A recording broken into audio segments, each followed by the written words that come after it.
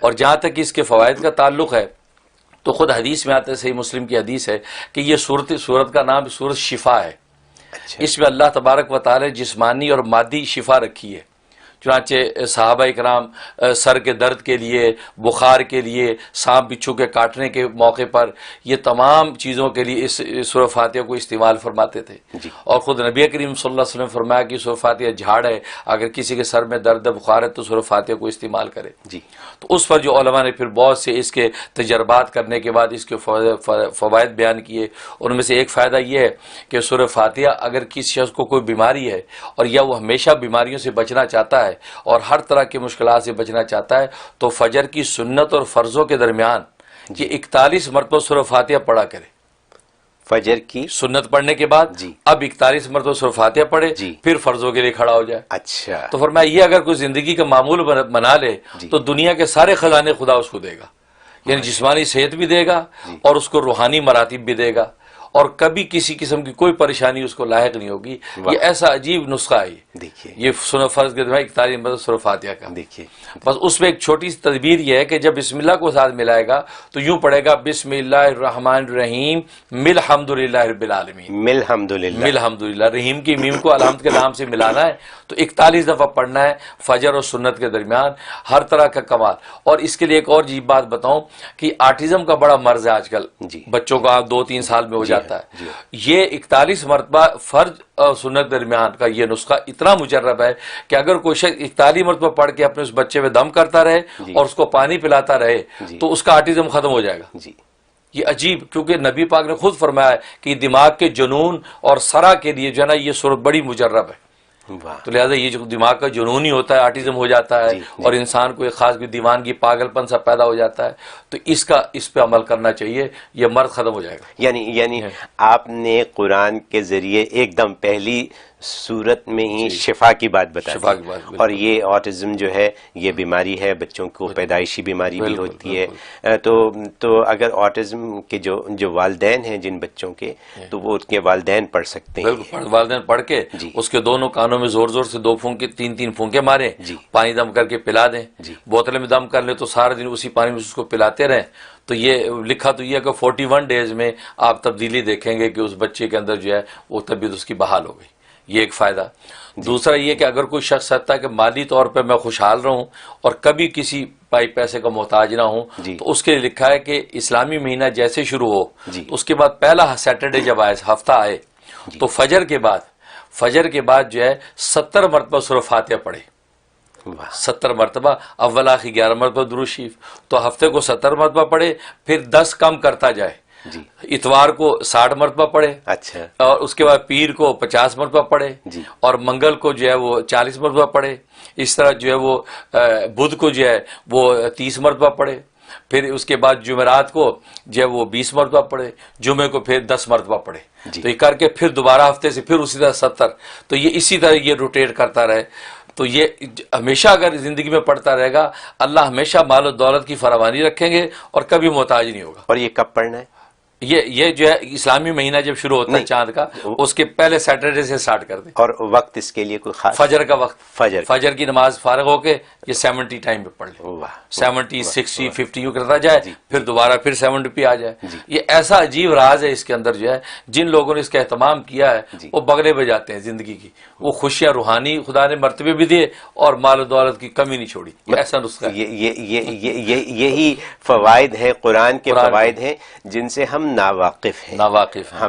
ہم قرآن پڑھنا جانتے ہیں، عربی میں قرآن پڑھ لیتے ہیں، یہ صورتیں جو ہیں یہ پڑھتے ہیں، نماز میں ہر روز پڑھتے ہیں، لیکن ان کے فوائد اور ان کی اصلیت سے واقف پتہ نہیں ہے کہ جو ہم اس پروگرام کے ذریعے کر رہے ہیں۔ یوٹیوب پہ کسی نے یہ بھی ایک سوال یہی بھیج دیا کہ جی ان کی میموری کا پرابلم ہے، ان کی یادداشت کمزور ہے، ان کے مسائل ہیں، مالی مسائل ہیں وغیرہ وغیرہ، تو آپ نے ابھی فرمایا کہ بلکہ میموری پر یاد ہے، میموری کے لیے زبردست یہ صورت کہ اثر کے بعد جو ہے وہ 41 ٹائم یہی سورہ فاتحہ اول آخر 11 مرتبہ درود کے ساتھ پڑھ کے اپنے سینے پہ دم کر لے، ہو سکے تھوڑا پانی پی لے، تو میموری ایسی ہو جائے گی کہ لاجواب۔ اور یہ 71 ڈیز یہ عمل کر لے تو حافظے کے لیے صورت کے اندر کمال کہ جو وظائف ہیں وہ وظائف جو میں ٹی وی پہ بتاتا ہوں کسی کے پوچھنے پہ عمومی ہوتے ہیں. وہ پوچھنے والا تو ایک ذریعہ بنتا ہے لیکن وہ عمومی ہوتا ہے کہ آپ کے اگر اسی طرح کے حالات ہوں تو آپ بالکل جو ہے وہ اس پہ عمل کر سکتے، اس پہ کوئی مذاقہ نہیں ہے، اس کی عام اجازت ہوتی ہے. باقی پوچھنے والے کا ذریعہ بنتا ہے لیکن یہ کہ خصوصیت نہیں ہوتی کہ وہی کرے کہ دوسرا کوئی نہ کر سکے. یا یہ کہ آپ نے سنا کسی اور شخص کو کوئی تکلیف ہوئی، آپ نے میرا وہ وظیفہ سنا ہوا ہے، اس کی بھی میں نے اجازت دے رکھی کہ آپ آگے بتا سکتے ہیں کہ ہاں بھی مفتی صاحب ہمیں یہ وظیفہ بتایا تھا، یہ آپ یہ عمل کر لیں.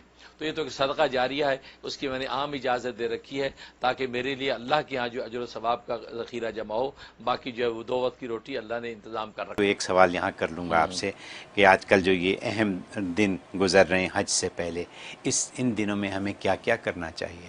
اچھا ماشاء یہ اچھا سوال کیا. ہاں واقعی یہ دن بہت اہم ہے. یکم ذی الحجہ سے لے کے جو ہے وہ پہلی جو 10 راتیں بڑی اہم ہیں. یہاں تک کہ حدیث میں آتا ہے کہ یہ جو 10 دن ہیں ذی الحجہ کے، یہ 10 دن رمضان کے آخری 10 دنوں سے افضل ہے، آخری 10 دنوں سے افضل ہے. لہٰذا ان دنوں کے اندر کیا ہوا عمل اللہ کو اتنا محبوب ہوتا ہے کہ اتنا محبوب کسی اور دن میں کیا ہوا محبوب نہیں ہوتا.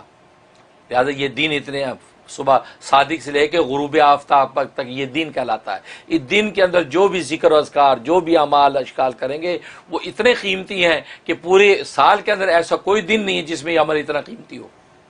لہٰذا یہ افضل. اور فرمایا حدیث میں آتا ہے کہ رمضان کی آخری جو 10 راتیں ہیں وہ یہ اس ذی الحجہ کی 10 راتوں سے افضل ہے، کیونکہ اس میں طاق رات لیلۃ القدر اس سے افضل ہے.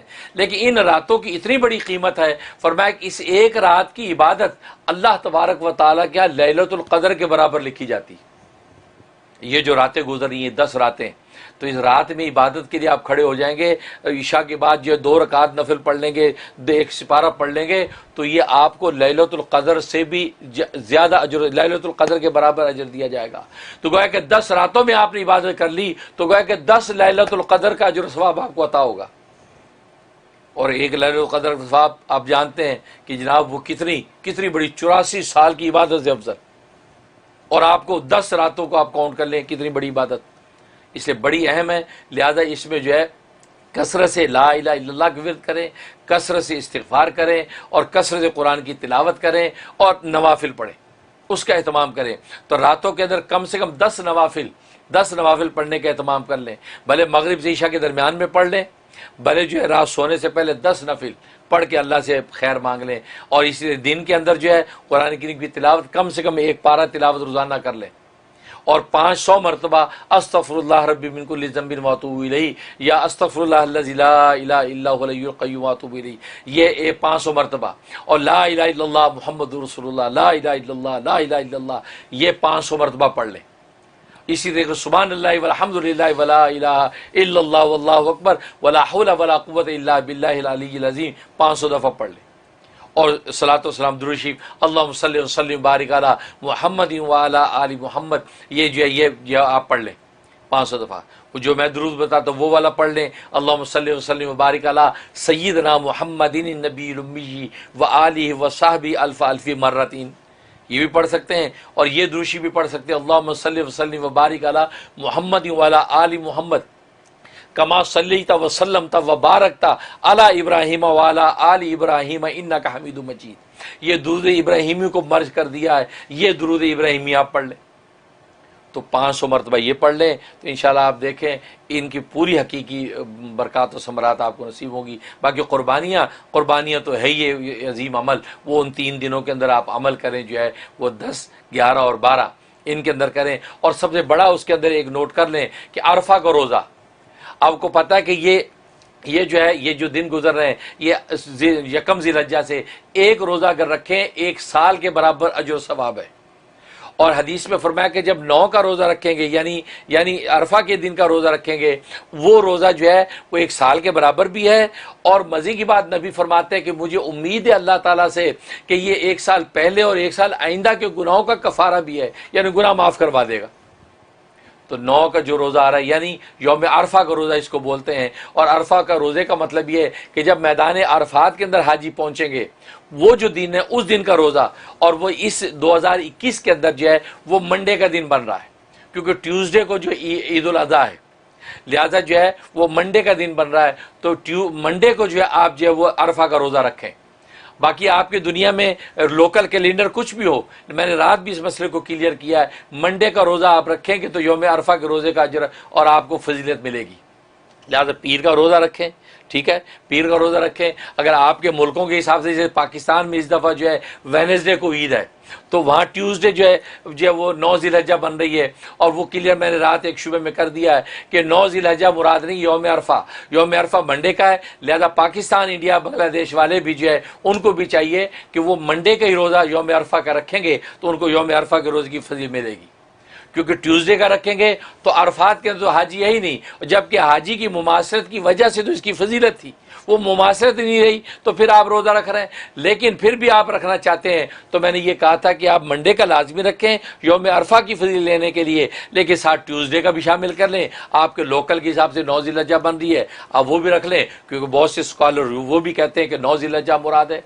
لیکن میں نے تو یہ بات کہی کہ میری ناقص تحقیق یہی ہے کہ چونکہ یوم عرفہ کے ساتھ اس کی فضیلت ہے، تاریخ کے ساتھ اس کا تعین نہیں ہے. اگر تاریخ کے ساتھ تعین ہوتا تو نبی پاک صلی اللہ علیہ وسلم جو ہے حج کی فرضیت سے پہلے بھی 9 ذی الحجہ کی فضیلت والا روزہ رکھتے یا اس کی فضیلت بیان کرتے. لیکن جب حج کا تصور آیا، نزول ہوا، اس کے بعد آپ نے یوم عرفہ کی بات کی، فضیلت کی بات کی، تو معلوم ہوا کہ یوم عرفہ کے ساتھ مماثلت کی بنیاد پر اس روزے کی فضیلت ہے، لہٰذا وہ آپ رکھیں.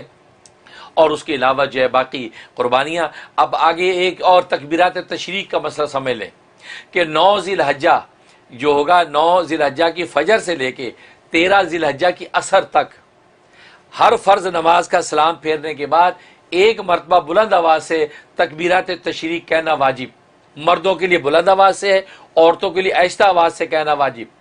اللہ اکبر، اللہ اکبر، لا الہ الا اللہ، اللہ اکبر، اللہ اکبر وللہ الحمد، ایک مرتبہ بلند آواز سے. پھر باقی جو کہنا ہوا پھر باقی 2 مرتبہ کہنا جو ہے یہ سنت ہے. لہذا عام نمازوں میں جب ہوں تو یہ مرد جو ہے بلند آواز سے 1 مرتبہ کہیں، 3 مرتبہ بلند آواز سے کہنا سنت.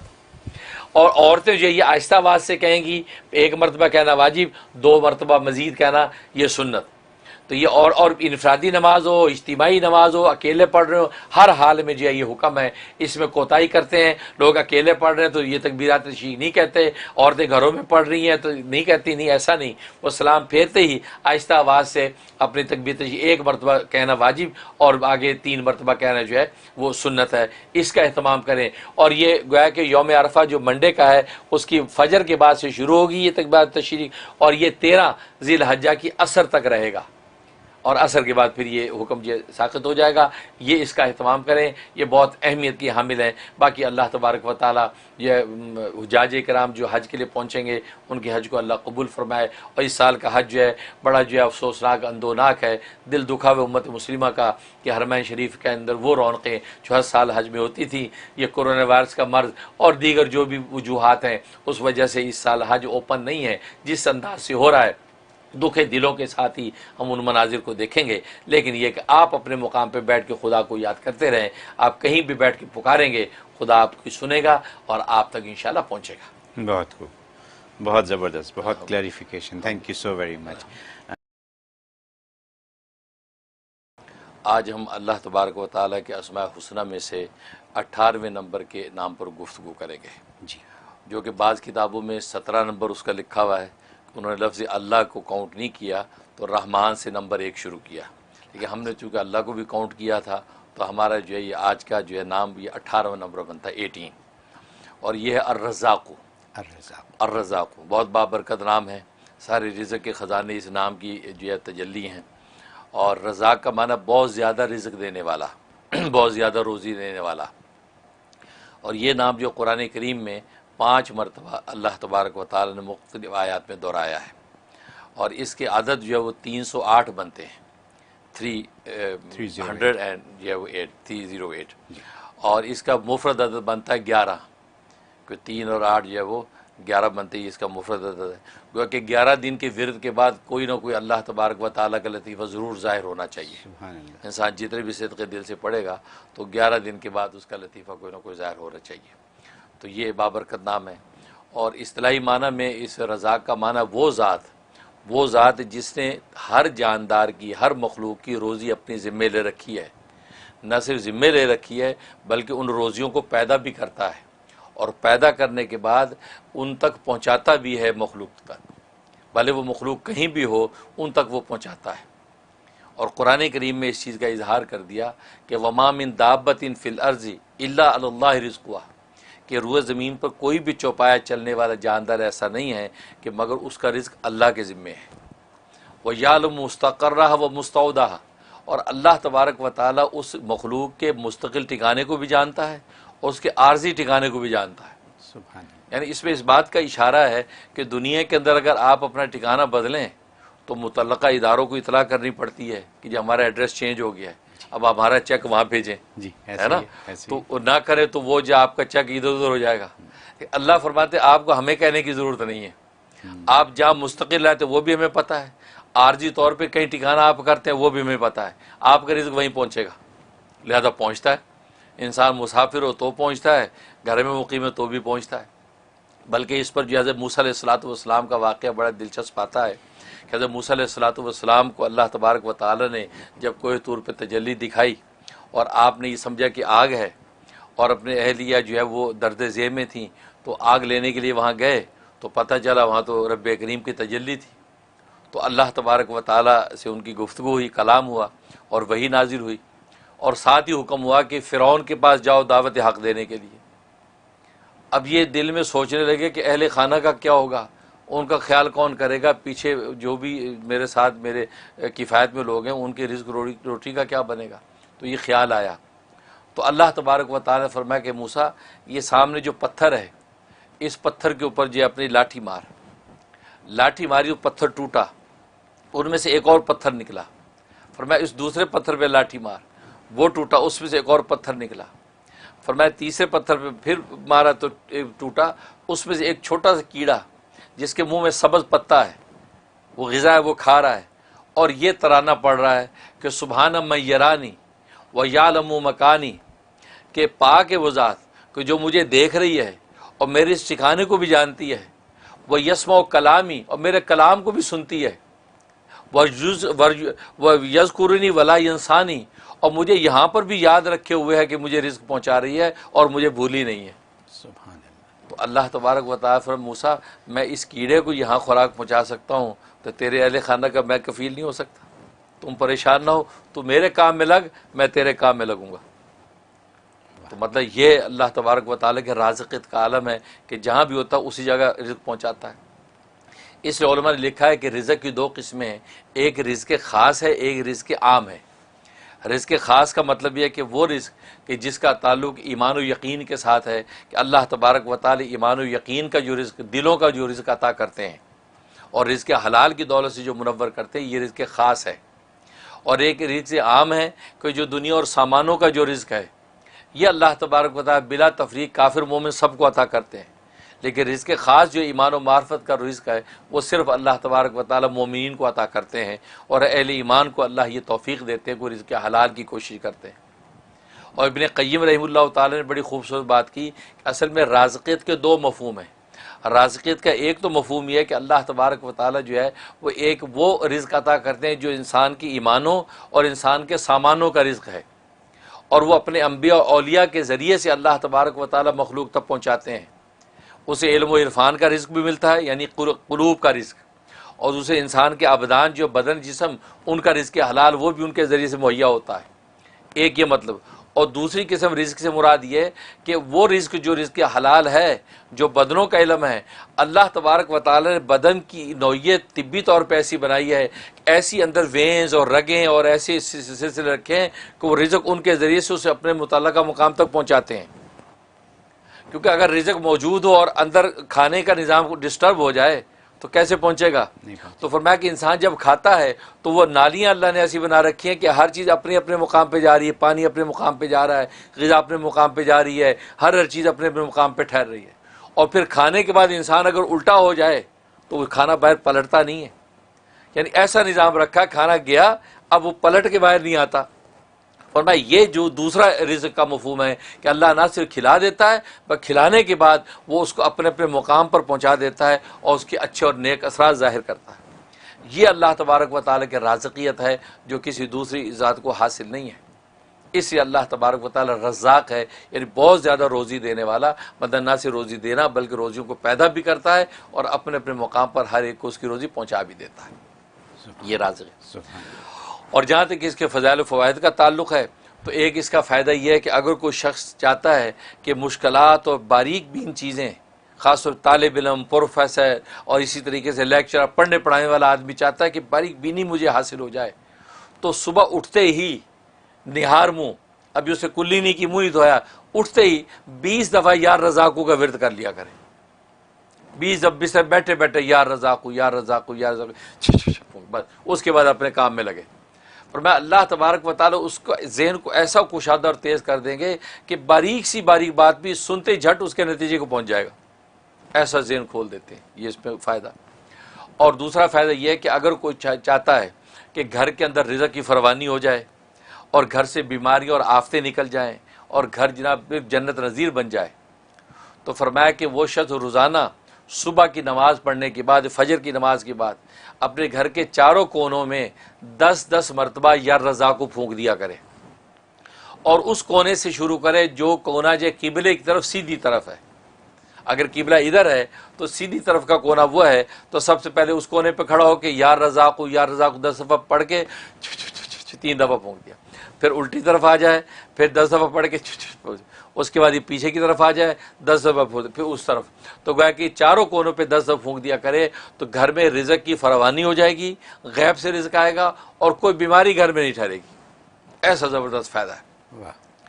اور تیسرا فائدہ اس کا یہ کہ اگر کوئی چاہتا ہے میں دولت مند ہو جاؤں، مال و دولت حاتم تائی بنوں، بانٹوں بھی اور اللہ عطا بھی کرے، تو فرمایا کہ وہ شخص جو ہے فجر کی سنت اور فرض کے درمیان 550 مرتبہ 550 ٹائم جو ہے یا رضا کو ورد کرے. اول آخر 11 مرتبہ درود ابراہیمی پڑھ لے، اور یہ کرنے کے بعد اب یہ فرض نماز اپنی فجر کی ادا کرے. فرمایا کہ جناب ایسا اللہ غیب سے اس کے انتظامات کریں گے، قرضے اتریں گے اور وہ دولت مند ہو جائے گا، مالدار ہو جائے گا. یہ اس میں زبردست فائدہ. اور ایک اس کا فائدہ یہ ہے کہ اگر کوئی چاہتا ہے کہ میں جس سے ملاقات کرنے جا رہا ہوں وہ میری جو حاجت و ضرورت ہے وہ اس سے پوری ہو جائے، اس کے دل میں اللہ ڈال دے کہ وہ میرا یہ کام کر دے. فرمایا کہ جب اس کے پاس پہنچے تو 17 مرتبہ 17 ٹائم یا رضا کو پڑھ کے اور اس کے اپنی درخواست پیش کر دے تو اللہ تبارک و تعالی اس کے ذریعے سے اس کی ضرورت پوری کر دیں گے اور کسی قسم کی کوئی رکاوٹ نہیں آئے گی. اور ایک فائدہ یہ ہے کہ اگر جو ہے یہ چاہتا ہے کہ اللہ تبارک و تعالیٰ کیا کوئی خاص مقام اور قرب مجھے حاصل ہو جائے، ظاہر ہر بندے کی خواہش ہوتی ہے، تو فرمایا تنہائی میں بیٹھ کے، وہاں نہ کوئی بچہ ہو نہ کوئی بڑا ہو، اکیلے تنہائی میں بیٹھ کے 1000 مرتبہ پوری یکسوئی کے ساتھ یا رزاقوں کا ورد کرے اور اللہ سے مقام خاص مانگ لے. فرمایا کہ ابھی ایک چلہ پورا نہیں ہوگا تو اللہ تبارک و تعالیٰ اپنا خاص قرب اس کو عطا کر دیں گے اور وہ محسوس کرے گا. یہ زبردست فائدہ. اور ایک فائدہ یہ ہے کہ اگر کوئی قیدی ہے، قید میں ہے بے گناہ، تو قیدی کو چھڑانا چاہتا ہے، یا کوئی مریض ہے بیچارہ وہ مرض سے چھٹکارا چاہتا ہے، تو فرمایا کہ 125 مرتبہ پڑھ کے آپ اس قیدی کے لیے دعا کریں.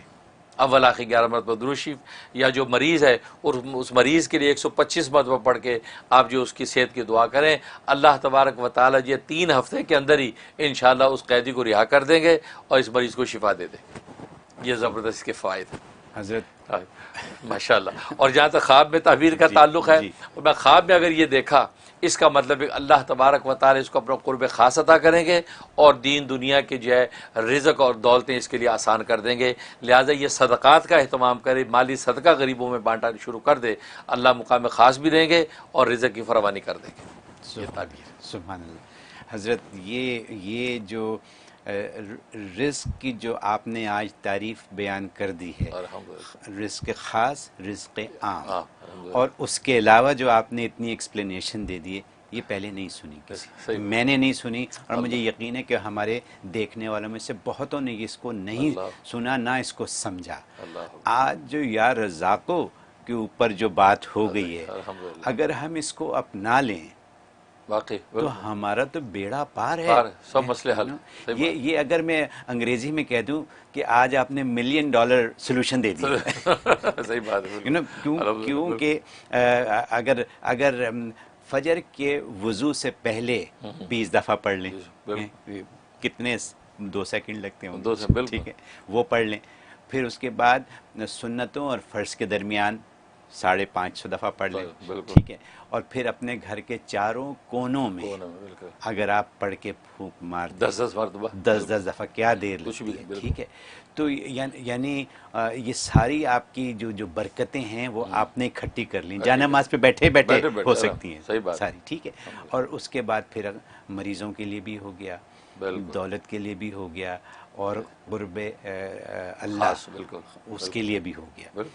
تو اور کیا کرنا ہے ہمیں، اور کیا چاہیے ہمیں، تو سب کچھ تو ہو گیا.